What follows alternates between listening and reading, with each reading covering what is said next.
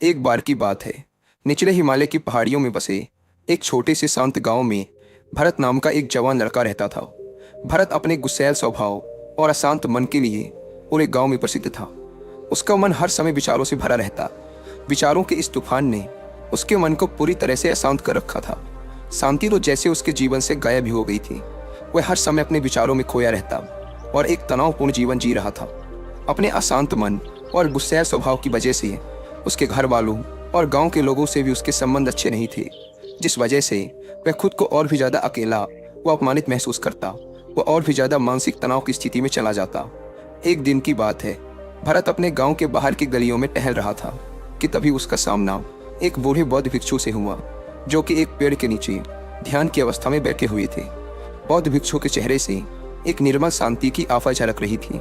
इस असीम शांति ने भरत को बौद्ध भिक्षु की ओर आकर्षित किया। जब भरत बौद्ध भिक्षु के निकट पहुंचा तो उसने उनके चारों तरफ एक सकारात्मक ऊर्जा का अनुभव किया।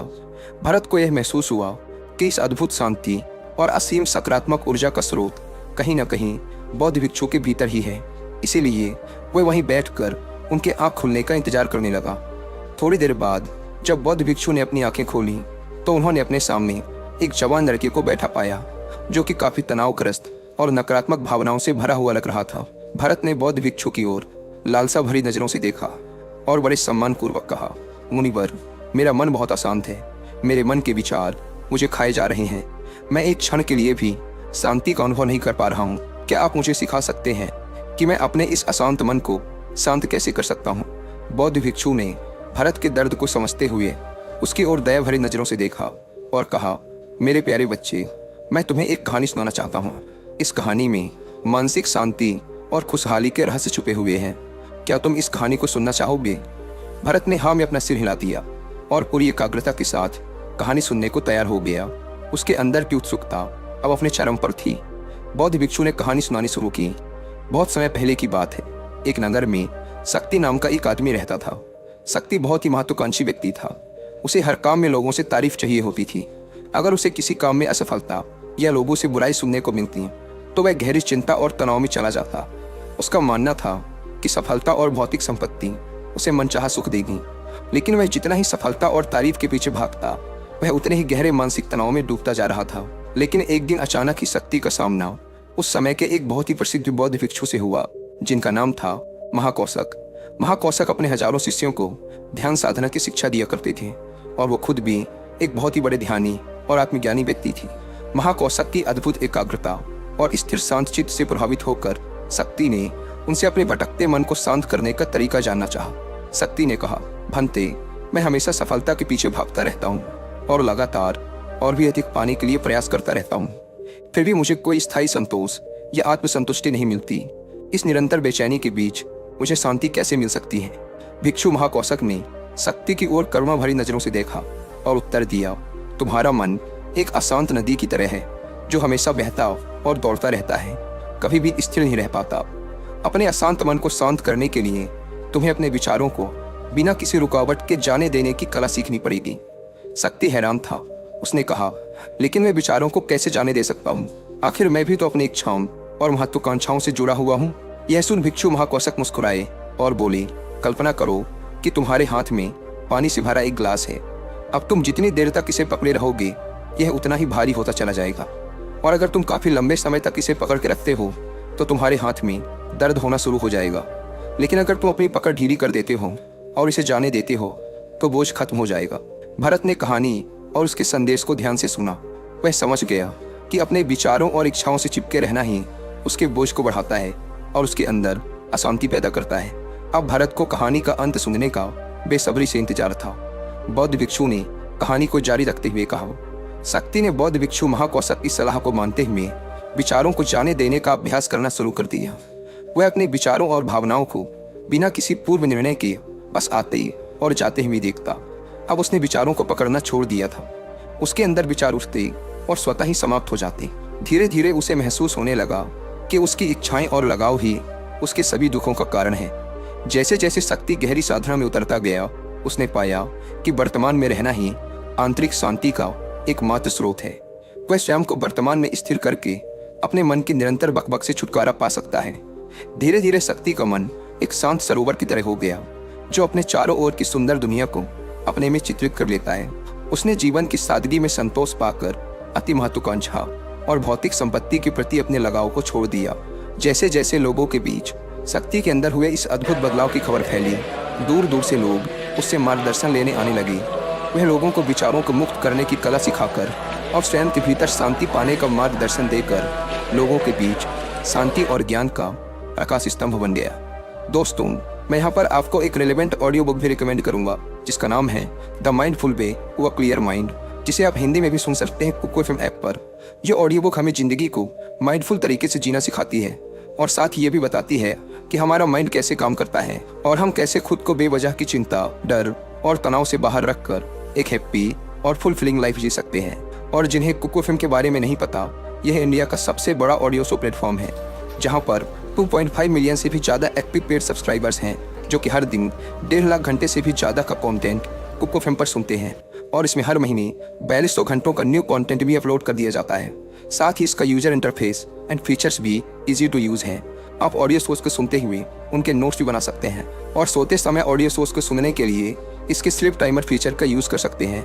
इस प्लेटफॉर्म का मंथली सब्सक्रिप्शन पड़ता है 99 रुपीज़ का, लेकिन अगर आप यूज़ करते हैं कूपन कोड WI50 तो आपको इसके फर्स्ट मंथ के सब्सक्रिप्शन पर मिलेगा सीधा 50% का डिस्काउंट, यानी ये आपको पड़ेगा 99 की बजाय सिर्फ 49 रुपीज़ का। इस ऐप को डाउनलोड करने की link description and first comment पर मिल जाएगी। आइए कहानी पर वापस लौटते हैं। शक्ति और भिक्षु महाकौशक की कहानी खत्म करने के बाद बौद्ध भिक्षु थोड़ी देर के लिए मौन हो गए ताकि भरत के अंदर इस कहानी का अर्थ गहराई से बैठ सके। भरत ने बूढ़े बौद्ध भिक्षु की ओर देखा। अब उसकी आंखों में एक नई समझ दिखाई पड़ रही थी। भरत ने धीमी आवाज में फिर एक प्रश्न किया, मुनिवर, मुझे इस कहानी में ज्ञान दिखाई पड़ा, लेकिन मैं इस कहानी की शिक्षा को अपने जीवन में कैसे लागू कर सकता हूँ? मैं अपने अशांत मन को कैसे शांत कर सकता हूँ? भरत के इस ईमानदारी भरे प्रश्न पर बौद्ध भिक्षु गर्मजोशी से मुस्कुराए और फिर बोले, अशांत मन को शांत करने का अभ्यास आत्म जागरूकता से शुरू होता है। अपने अंदर उठने वाले विचारों को देखने के लिए हर दिन कुछ समय निकालो। वो भावनाएं जो तुम्हारे मन को उत्तेजित करती हैं उन पर ध्यान दो। देखो कि वो कैसे आते हैं और आकाश में गुजरने वाले बादलों की तरह चले जाते हैं। भरत ने अपनी आंखें बंद कर ली और बौद्ध भिक्षु के बताए अनुसार अपने विचारों का अवलोकन करना शुरू कर दिया। जैसे ही उसने अपने अंदर उठने वाले विचारों पर ध्यान देना शुरू किया, उसे महसूस हुआ कि उसके भीतर चिंताओं, निर्णयों और इच्छाओं की निरंतर धारा बह रही है। केवल इस एहसास ने ही उसे एक अद्भुत शांति का एहसास करवाया। उसे यह भी एहसास हुआ कि वह इन सभी विचारों और भावनाओं से अलग है। बौद्ध भिक्षु ने आगे कहा, जैसे शक्ति ने खुद को हर तरह के लगाव और आसक्ति से अलग कर दिया था, उसी तरह से तुम भी अपने मन को परेशान करने वाले विचारों और भावनाओं को खुद से मुक्त करने का अभ्यास विकसित कर सकते हो। जैसे ही विचार उठें, उन्हें बिना किसी पूर्व निर्णय के स्वीकार करो और फिर धीरे धीरे उन्हें जाने दो और वर्तमान क्षण पर अपना ध्यान केंद्रित करो। लेकिन मुनिवर, भरत ने बीच में ही रोकते हुए कहा, क्या होगा अगर विचार और भावनाएं इतनी मजबूत हैं कि वो बनी रहें और मन को छोड़ने से ही इनकार कर दें? बौद्ध भिक्षु ने भरत की बात पर सहमति जताते हुए सिर हिलाया और कहा, ऐसे कई मौके आएंगे जब तुम्हारे मन में विचारों का बवंडर चल रहा होगा, जब तुम्हारा मन तुम्हारी बिल्कुल भी नहीं सुनेगा। तो ऐसे समय में तुम्हें अपनी सांसों की ताकत पर विश्वास रखना होगा। बौद्ध भिक्षु ने एक बार फिर भरत को अपनी आंखें बंद करके अपने पेट के फूलने और पिचकने को महसूस करते हुए अपनी सांसों पर ध्यान केंद्रित करने के लिए कहा। बौद्ध भिक्षु ने समझाते हुए कहा, जब भी तुम्हारा मन उत्तेजित और अशांत हो तो तुरंत अपनी सांसों पर लौट आओ। सांसों की नियमित गति तुरंत तुम्हें वर्तमान के क्षणों में वापस खींच लाएगी और एक शांति का एहसास करवाएगी। भरत ने कुछ देर तक बौद्ध भिक्षु के निर्देशानुसार अपनी आती जाती सांसों पर ध्यान केंद्रित करने का अभ्यास किया। इस छोटे से अभ्यास ने उसे अपने मन की शांति और स्थिरता का एक क्षणिक अनुभव करवाया। उसे समझ आ गया कि यह सांसें तो हमेशा उसके साथ थी, जो वर्तमान क्षण की निरंतर याद दिलाती हैं, सांत्वना और शांति प्रदान करती हैं। भरत के इस प्रगति को देख बौद्ध भिक्षु मंद मंद मुस्कुराए और बोले, मेरे प्यारे भरत, अशांत मन को शांत करना एक ऐसा अभ्यास है जिसके लिए धैर्य और मजबूत इच्छा शक्ति की जरूरत होती है। जैसे निरंतर व्यायाम से मांसपेशियां मजबूत होती हैं, वैसे ही नियमित अभ्यास से मन भी शांत होता है। भरत ने स्वीकृति में अपना सिर हिलाया और इस अनमोल मार्गदर्शन के लिए बौद्ध भिक्षु का धन्यवाद करते हुए उन्हें यह वचन दिया कि मैं आज से ही अपने मन को शांत करने, आसक्तियों को छोड़ने और अपने भीतर शांति पाने की इस यात्रा पर निकल पड़ूंगा। बौद्ध भिक्षु ने भरत के कंधे पर हाथ रखा और कहा, मुझे तुम्हारी काबिलियत पर पूरा भरोसा है कि तुम बहुत ही जल्द अपने मन की शांति को खोज लोगे। लेकिन याद रहे, यह रास्ता इतना आसान नहीं होगा। लेकिन अगर तुम दृढ़ इच्छा शक्ति और खुले दिल से प्रयास करोगे तो तुम जरूर उस शांति को खोज लोगे जो तुम्हारे भीतर है। उस दिन से भरत ने अपने अशांत मन को शांत करने के अभ्यास के लिए खुद को प्रतिबद्ध किया और हर दिन ध्यान करने के लिए एक अलग समय निर्धारित किया। उसने अपने मन में उठने वाले विचारों को बिना किसी रोक टोक के जाने दिया और अपनी श्वास के माध्यम से खुद को वर्तमान में रखने का प्रयास किया। धैर्यपूर्वक अभ्यास करते हुए समय के साथ भरत ने खुद के अंदर गहन परिवर्तन का अनुभव किया। जैसे जैसे साल बीतते गए, भरत को गांव में शांति और ज्ञान के स्रोत के रूप में जाना जाने लगा। गांव के लोग अपने अशांत मन को शांत करने के लिए भरत के पास मार्गदर्शन लेने आते। भरत ने जीवन की भागदौड़ के बीच दूसरों को आंतरिक शांति पाने में मदद करते हुए बौद्ध भिक्षुओं की शिक्षाओं और आत्म जागरूकता की शक्ति को साझा किया। इसके साथ ही उसने लोगों को अपने विचारों को मुक्त करने और श्वास पर ध्यान केंद्रित करने की कला सिखाई। इस तरह वह गांव काफी फला फूला। वहां के निवासियों ने एक स्थिर और शांत मन के अमूल्य उपहार की खोज की।